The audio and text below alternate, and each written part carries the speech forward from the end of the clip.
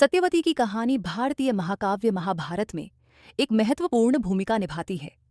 वह मत्स्यगंधा के नाम से भी जानी जाती थी और बाद में महाराज शांतनु की पत्नी तथा महाभारत के रचयिता महर्षि वेदव्यास की माता बनी। सत्यवती का जन्म एक मछुआरे परिवार में हुआ था।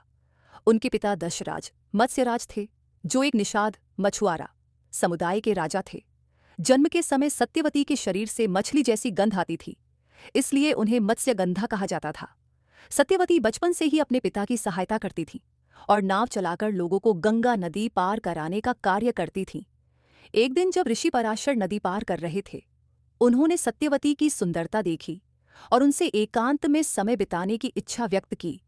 सत्यवती ने अपने कुल की मर्यादा और समाज की प्रतिष्ठा का हवाला दिया, लेकिन पराशर ऋषि ने उन्हें आशीर्वाद दिया कि उनके साथ संबंध रखने के बावजूद उनकी पवित्रता बनी रहेगी और उनकी सुगंध भी मछली जैसी गंध से बदलकर एक अद्भुत सुगंध में परिवर्तित हो जाएगी।